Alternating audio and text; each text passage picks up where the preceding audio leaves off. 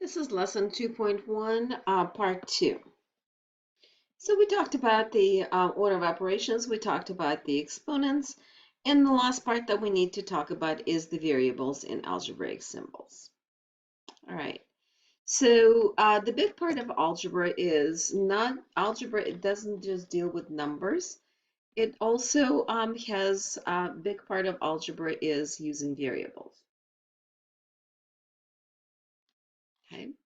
Let us consider that we have two gentlemen, Greg and Alex, who have the same birthday, but were born in different years.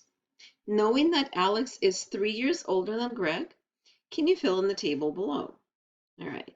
So every time we have every time we have Greg's age, we know that Alex is 3 years older.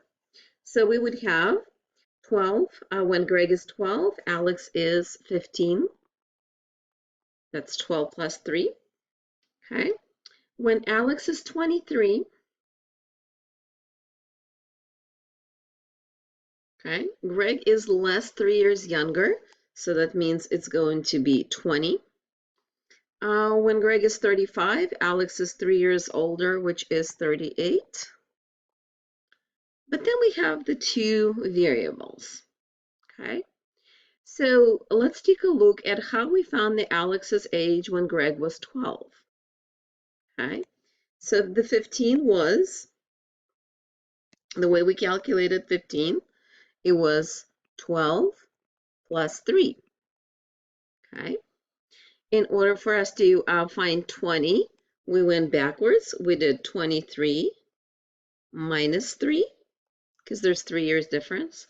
To find the 38, it was 35 plus 3 again. All right, so now we can actually generalize the rule. If you have Greg's age and you need to find Alex's age, you're going to add 3 years to Greg's age. So whatever Greg's age was, G, and then add another 3 to it, G plus 3. So, and if you have Alex's age and you need to find the Greg's age, we're going to do exactly what we did with the numbers 23 minus 3, except we don't know the number. The number is a variable, could be any number. So it's A minus 3. So this small example shows you the usefulness of the variables. We don't always have the numbers, and we don't always want to go with the particular numbers. Sometimes we just want to create a rule. Okay. So a variable, the definition of the variable, a variable is a letter that represents a number or a quantity whose value may change, kind of like Greg and Alex's ages. But a constant is a number whose value is always the same. So we can write the variables, we can represent them with letters. So it could be, usually we have X, we have Y, or some other letters. But the constant is a number, okay? So the big part here is constant is a number. So something that doesn't change. So for example, 5 is a constant, 12 is a constant, 27 is a constant, because none of those change. Okay, X could be anything, Y could be anything. That's why it's called a variable. They vary, but the constant does not change. It's set in stone. All right, so whatever we can do with numbers, whatever we've done with numbers, we can do with variables. We just not using the numbers, you just using the letters for the variables. So this following table summarizes all the operations that we can perform on the variables in this course so far. All right, notice that it's very similar to the tables that we used in Unit 1, except there we had, we used concrete numbers, specific numbers. Here we just use the letters A and B. All right, I will let you review this on your own. Take a minute and make sure that you understand how everything is written. Please pay attention to the multiplication part right here. I want you to be very familiar with how the multiplication gets written.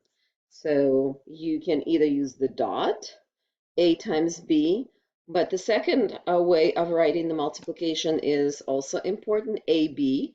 So if we don't use a symbol, multiplication symbol, the multiplication is implied.